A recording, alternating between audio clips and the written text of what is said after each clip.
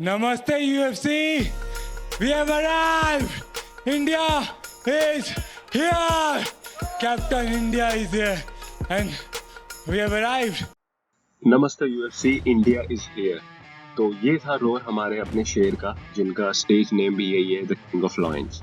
तो जैसे कि आप जानते हैं कि इंडिया के अंदर जब हम स्पोर्ट्स की बात करते हैं तो उसका मतलब ये है कि हम मेजर लीग क्रिकेट की बात कर रहे हैं इंडिया के अंदर। ये चीज़ें अब आई थिंक थोड़ी सी चेंज हो रही है।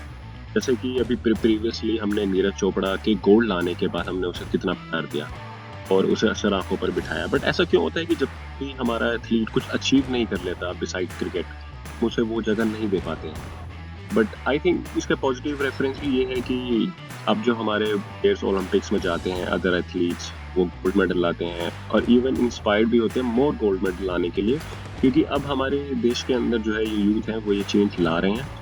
अब वो अदर स्पोर्ट्स को भी वो ध्यान दे रहे हैं जो उस अटेंशन उसे मिलनी चाहिए थी। तो आज का जो स्पोर्ट है जिसके हम बारे में बात करने जा रहे हैं वो बाकी स्पोर्ट्स से एकदम अलग है। इसको मॉडर्न डे ग्लैडिएटर स्पोर्ट्स कहा जाता है। जैसे कि लिटरली एक केज के अंदर दो वॉरियर्स को छोड़ दिया जाता है और वो गेम खेलते हैं, और अगर उसके अंदर रेफरी ना हो तो वो शायद दूसरे को किल कर दे, क्योंकि जो मिक्स मार्शल आर्ट है वो लिटरली एक सारे मार्शल आर्ट फॉर्म का एक कॉम्बिनेशन है, जैसे कि जुजुत्सु, रेसलिंग, ताइक्वांडो या फिर किक बॉक्सिंग। तो यूएफसी जो है वो सबसे बड़ी फ्रेंचाइज है दुनिया की, अमेरिका की, और जिसके अंदर खेलना और जीतना सबका एक सपना होता है। इंडिया के अंदर यूएफसी का हाईलाइट हुआ था 2018 का मैच खबीब वर्सेस मैकग्रेगर। तो खबीब वर्सेस मैकग्रेगर का मैच तो बच्चा बच्चा जानता है कि कैसे खबीब ने मैकग्रेगर को हराया था।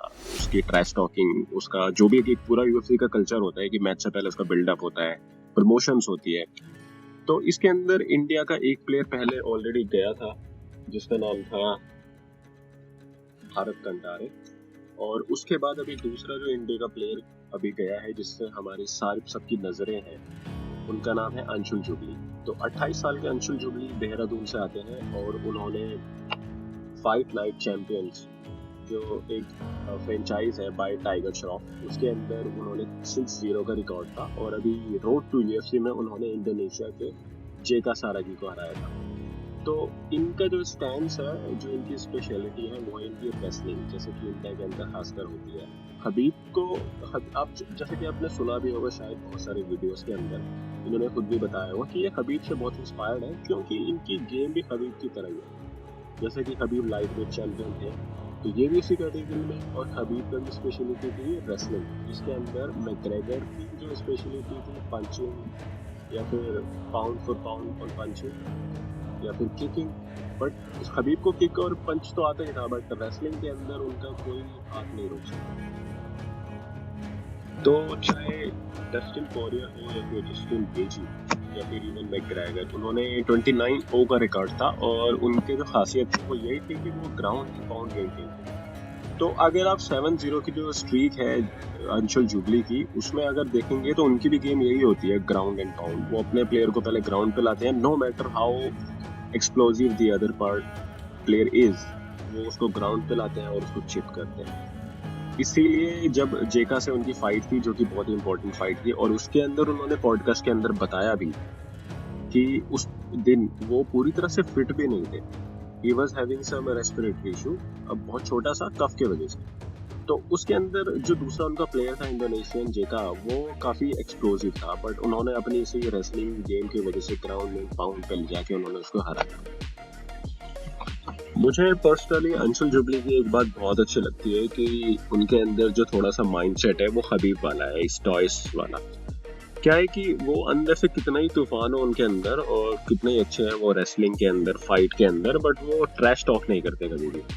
और उनका स्टाइल ऐसा है कि ही ऑलवेज काम एंड कंपोज। हालांकि जैसे उनकी फेस से दिखता है उनकी लाइफ की जर्नी इतनी इजी थी नहीं। काफ़ी इंटरेस्टिंग फैक्ट है कि उनके फादर बीएसएफ में थे, तो उनको काफ़ी अलग अलग जगह पे रहना पड़ा, और जिसके वजह से उनको एक अलग अलग कल्चर का टच मिला, एक अलग अलग लोगों से अलग लोगों से दोस्ती हुई, अलग जगह का एक्सपीरियंस हुआ। साथ ही उन्होंने यूएफसी के अंदर अपनी कोचिंग के लिए जब वो दिल्ली में आए थे, तो ही यूज्ड टू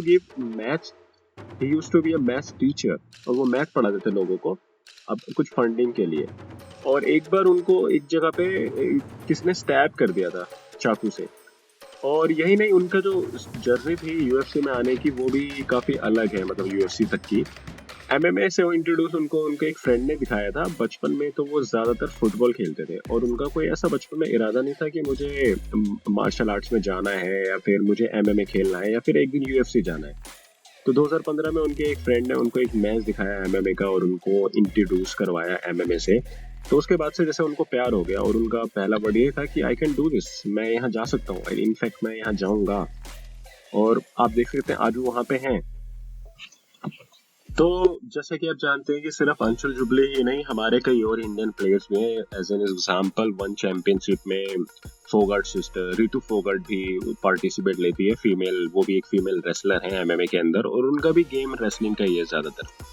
तो अपने इंटरव्यू में रणवीर को उन्होंने बताया पॉडकास्ट के अंदर, अंशुल जुबली ने, कि मेरा जो टारगेट है वो बहुत ही क्लियर है। पहले मुझ पर कोई यकीन नहीं करता था जब मैं बोलता था कि I am going to the light heavyweight championship in UFC, nobody believed me. और मैं आपको बताऊं कि अब लोग बिलीव कर रहे हैं। अब उनको एक और चीज पे बिलीव करना चाहिए कि 2025 तक I will be top 10 UFC light heavyweight player and one day I will become, even in fact he said कि 2025 के अंदर he will be light heavyweight champion. आप इंडियन फाइटर्स ढूंढोगे, आप अभी नहीं, आज से 1 साल पहले, 1.5 साल पहले, आप तब भी गूगल करते कि बेस्ट इंडियन एमएमए फाइटर, तो मेरा नाम आ जाता टॉप 5 में।